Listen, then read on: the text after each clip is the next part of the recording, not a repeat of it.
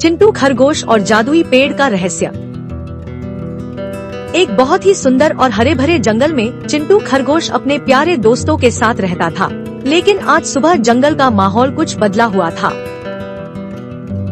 चिंटू ने देखा कि उसके सभी दोस्त बहुत उदास थे। उसने हैरानी से पूछा कि आखिर आज सब इतने परेशान और दुखी क्यों दिख रहे हैं। गुड्डू बंदर ने दुखी होकर बताया कि जंगल का वह जादुई पेड़ जो सबको मीठे फल देता था, उसने अचानक फल देना बंद कर दिया है।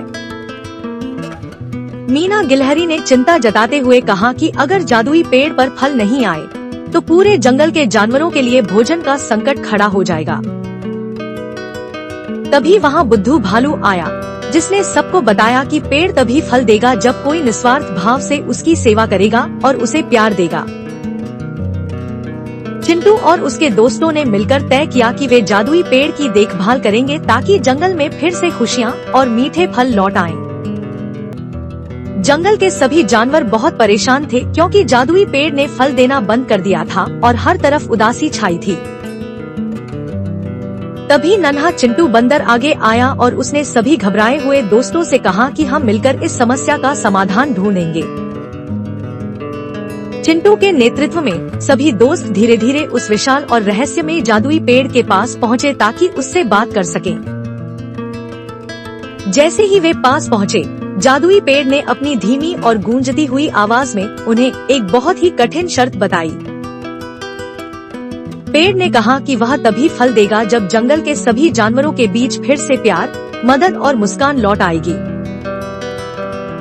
यह सुनकर बुद्धू भालू ने जोश के साथ कहा कि अब हमें बिना देर किए सबकी मदद करनी होगी ताकि खुशियाँ वापस आ सके। जंगल की नई दोस्ती और खुशियाँ। एक दिन चिंटू को झाड़ियों के पीछे एक छोटी सी चिड़िया मिली जो घायल थी और उड़ नहीं पा रही थी। चिंटू ने बहुत प्यार से चिड़िया के घाव पर पट्टी बांधी और उसे दाना खिलाकर उसकी देखभाल की। चिड़िया अब पूरी तरह ठीक हो गई थी और उसने चिंटू को धन्यवाद देते हुए आसमान में उड़ान भरी। उधर गुड्डू बंदर ने अपनी फुर्ती दिखाई और ऊंचे पेड़ों से मीठे फल तोड़कर छोटे जानवरों के लिए इकट्ठा किए। मीना गिलहरी ने एक छोटे बर्तन में पानी भरकर सभी प्यासे जानवरों की मदद की और सबको पानी पिलाया। अब पूरा जंगल एक परिवार की तरह मिलजुल कर सफाई करने लगा और चारों तरफ फिर से खुशियाँ लौट आईं। जादुई पेड़ का अद्भुत रहस्य। एक घने और रहस्यमयी जंगल में कुछ दोस्त एक पुराने और विशाल पेड़ के पास पहुंचते हैं जो बहुत अजीब लग रहा था। जैसे ही उन्होंने पेड़ को छुआ, अचानक पूरे जंगल में एक अजीब सी खामोशी छा गई और हवाएं रुक गईं। तभी अचानक वह जादुई पेड़ तेज रोशनी के साथ चमकने लगा और उसकी टहनियाँ धीरे धीरे हिलने लगी। पेड़ ने अपनी भारी और गूंजती हुई आवाज में कहा कि तुम सबने मिलकर बहुत अच्छे काम किए हैं और अब इनाम का समय है।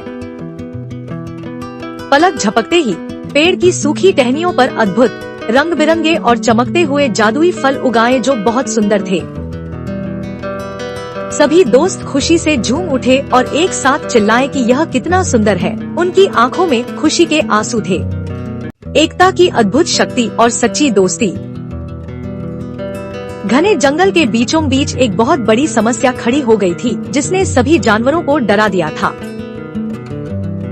मीना बंदर ने पेड़ की ऊंची टहनियों से देखा कि रास्ता बंद है और सब बहुत परेशान दिख रहे थे।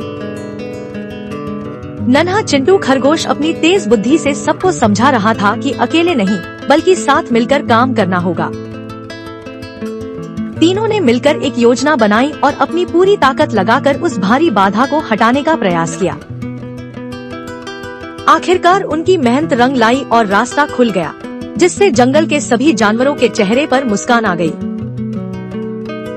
गुड्डू, मीना और चिंटू ने महसूस किया कि मिलजुल कर रहने और दूसरों की मदद करने में ही असली खुशी और ताकत है।